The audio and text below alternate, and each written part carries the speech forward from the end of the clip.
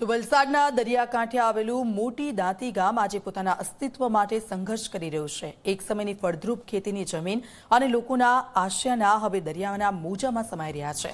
અને સૌથી ચિંતાજનક વાત તો એ છે કે જે જમીન વર્ષો પહેલા દરિયામાં ગરકાવ થઈ ગઈ છે તે આજે પણ સરકારી રેકોર્ડમાં યથાવત નોંધાયેલી છે। ખેડૂતો પાસે પોતાની માલિકીના પુરાવા તરીકે માત્ર 7 બારના કાગળ બચ્યા છે, પરંતુ જમીનનું વાસ્તવિક અસ્તિત્વ નથી। ક્લાઇમેટ ચેન્જ, સતત વધતું દરિયાઈ ધોવાણ અને અધૂરી સુરક્ષા વ્યવસ્થાને સમગ્ર ગામને ગંભીર જોખમમાં મૂકી દીધું છે।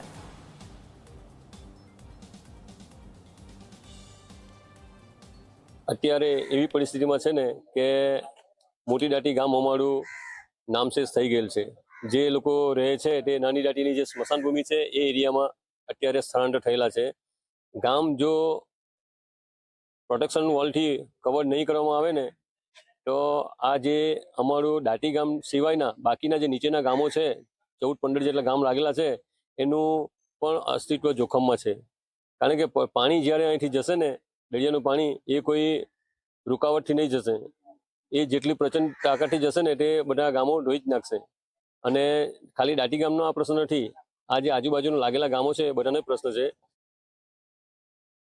જ્યારે અમારા બાપ દાદા દાંતી મોટી દાંતી રહેતા, એનું ધોવાણ થઈ ગયેલું ત્યારે 1992 એટલે 1936 ના આ ગામમાં આવીને વસવાટ કરેલો।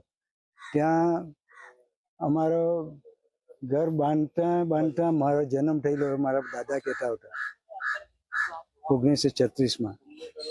જે બાપ દાદા રહેતા હતા તે જમીન બધી 7 બારની નકલ અમને મળી, જોયું અમે નકશા પરથી નંબર કાઢ્યા તો તે બધા નકલ મળી અમને 8 બારની।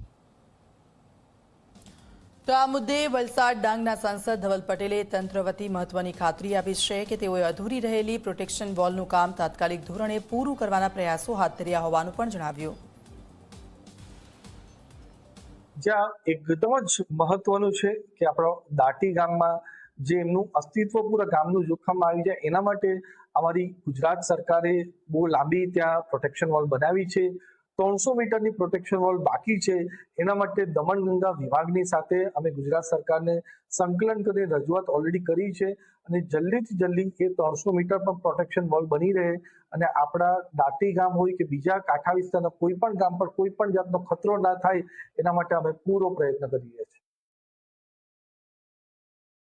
વલસાડ નજીક આવેલું દાંતી ગામ છે તે દાંતી ગામનું અસ્તિત્વ હાલ જોખમમાં મુકાયું છે, કારણ કે જે દરિયો છે તે ધીરે ધીરે આગળ વધી રહ્યો છે, જેને લઈને જે દાંતી ગામ છે તે દાંતી ગામનું અસ્તિત્વ હાલ તો જોખમમાં મુકાયું છે। ગામજનો દ્વારા જે પ્રોટેક્શન વોલ છે તેની માંગ કરવામાં આવી છે, પરંતુ અધૂરી પ્રોટેક્શન વોલનું કામ અને જે દરિયો છે તે ધીરે ધીરે આગળ વધી રહ્યો છે, તેના કારણે જે ગામજનો છે તેઓ સ્થળાંતર કરવાનો વારો આવ્યો છે। હવે ગામજનો પર માત્ર પોતાના જમીનના કાગળો જ બચ્યા છે, કારણ કે જે ગામજનોની જે જમીન હતી, મોટી દાંતી ગામની જે જમીનો હતી તે જમીનો હવે દરિયામાં સમાઈ ગઈ છે, જેને લઈને જે ગામજનો છે તે હવે નાની દાંતી ગામમાં રહી રહ્યા છે। પરંતુ જે રીતે ધીરે ધીરે દરિયો આગળ વધી રહ્યો છે તે ખૂબ ચિંતાનો વિષય કહી શકાય, જેથી ગામજનો દ્વારા જે અધિકારીઓ છે તે અધિકારીઓ પર એક જ માંગ કરવામાં આવી રહી છે કે ગામના ફરતે જે મજબૂત પ્રોટેક્શન વોલ બનાવવામાં આવે ને જે દરિયો જે આગળ વધી રહ્યો છે તેને આગળ વધતા અટકાવવામાં આવે, કારણ કે જે મોટી દાંતી ગામ છે તે મોટી દાંતી ગામના જે લોકો છે તેઓએ હવે સ્થળાંતર કરીને બીજે રહેવું પડી રહ્યું છે। તેઓ પાસે માત્ર હવે